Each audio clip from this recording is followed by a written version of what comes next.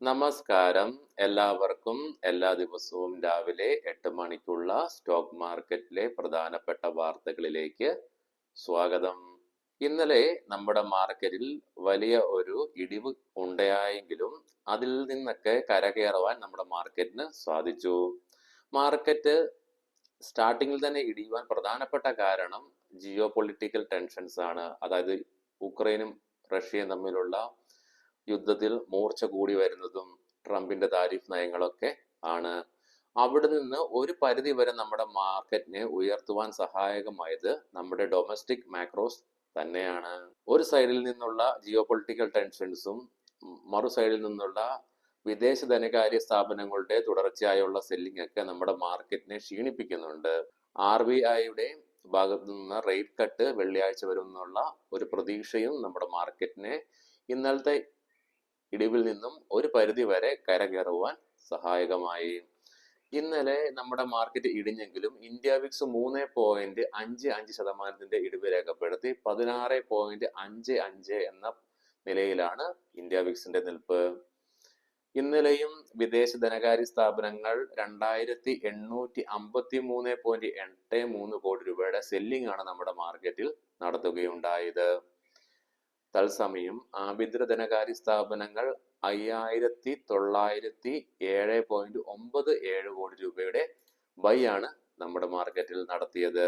വിദേശ ധനകാര്യ സ്ഥാപനങ്ങളുടെ ഫ്യൂച്ചർ പൊസിഷനിലേക്ക് വന്നു കഴിയുമ്പോൾ തിങ്കളാഴ്ച 89,066 കോടി രൂപയ്ക്ക് അവർ ഫ്യൂച്ചർ മാർക്കറ്റിനെ ഷോർട്ട് ചെയ്തപ്പോൾ ചൊവ്വാഴ്ച അത് ഉയർത്തി 1.04 ലക്ഷം കോടിയിലേക്കാണ് ഷോർട്ട് പൊസിഷൻ വർദ്ധിപ്പിക്കുന്നത്. അതുകൊണ്ട് തന്നെ ട്രേഡേഴ്സ് എല്ലാം ഒന്ന് കോൺഷ്യസ് ആവേണ്ടതുണ്ട്. കണ്ണും പൂട്ടി ട്രേഡുകളിൽ ഏർപ്പെടാതിരിക്കുവാൻ ശ്രദ്ധിക്കുക.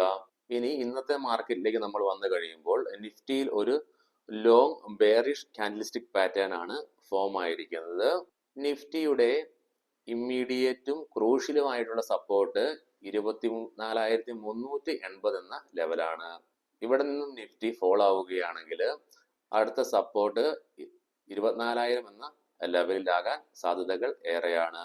നിഫ്റ്റി ഇനി ഒരു റീബൗണ്ട് സംഭവിക്കുകയാണെങ്കിൽ 24,700, 24,900 എന്ന റേഞ്ചുകളിൽ റെസിസ്റ്റൻസ് ഫേസ് ചെയ്യുവാൻ സാധ്യതകൾ ഉണ്ട്.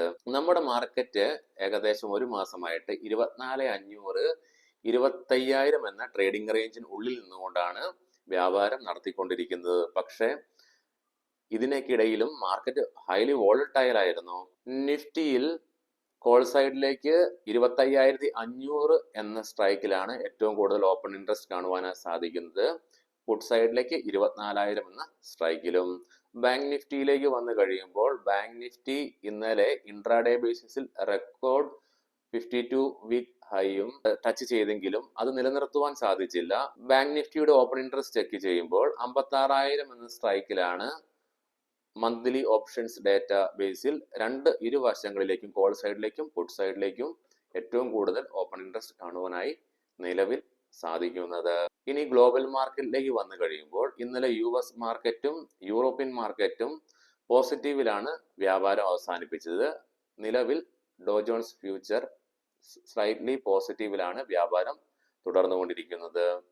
ഗിഫ്റ്റ് നിഫ്റ്റിയുടെ നിലവിലെ ഇൻഡിക്കേഷൻ പ്രകാരം ഫ്ലാറ്റ് അല്ലെങ്കിൽ ഒരു സ്ലൈറ്റ് പോസിറ്റീവ് ഓപ്പണിംഗ് നമ്മുടെ മാർക്കറ്റിൽ ഇന്ന് എക്സ്പെക്ട് ചെയ്യാം.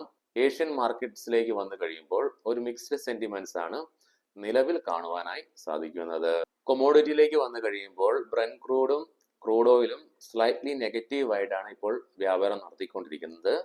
തത്സമയം ഗോൾഡ് സ്ലൈറ്റ്ലി പോസിറ്റീവായിട്ടാണ് വ്യാപാരം നടത്തിക്കൊണ്ടിരിക്കുന്നത്. ഇന്നലെ ഇന്ത്യൻ രൂപ അമേരിക്കൻ ഡോളറിനെതിരെ 22 പൈസയുടെ ഇടിവ് രേഖപ്പെടുത്തിക്കൊണ്ട് 85.61 എന്ന ലെവലിൽ വ്യാപാരം അവസാനിപ്പിച്ചു. ഇനി നമുക്ക് ഇന്നത്തെ പ്രധാനപ്പെട്ട സ്റ്റോക്ക് മാർക്കറ്റിലെ സ്റ്റോക്കിംഗ് ന്യൂസിലേക്ക് കടക്കാം. യെസ് ബാങ്ക് കമ്പനിയുടെ ബോർഡ് 15,000 കോടി രൂപ ഫണ്ട് റേസ് ചെയ്യുവാനുള്ള തീരുമാനത്തിലേക്ക് എത്തിച്ചേർന്നു. വോഡഫോൺ ഐഡിയ, എറിക്സൺ കമ്പനിയിലുള്ള 428 കോടി രൂപ വില വരുന്ന സ്റ്റേക്ക് ബൾക്ക് ഡീൽ വഴി ഇന്നലെ വിറ്റൊഴിഞ്ഞു എന്നൊരു ന്യൂസ് വരുന്നുണ്ട്.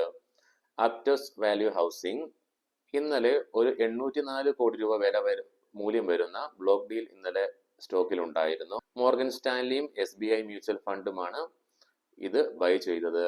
സിംഗ ലോജിസ്റ്റിക്സ് പീക്ക് എക്സ്വി എന്ന സ്ഥാപനം കമ്പനിയിലെ സ്റ്റേക്ക് ട്രിം ചെയ്തു. 302 കോടി രൂപ വില വരുന്ന ഷെയറുകൾ വിറ്റൊഴിഞ്ഞു ബൾക്ക് ഡീൽ വഴി. ADIA MIT ആയിരുന്നു ബൈ. ഓല ഇലക്ട്രിക് ഇന്നലെ ഒരു ബ്ലോക്ക് ഡീൽ ഉണ്ടായിരുന്നു.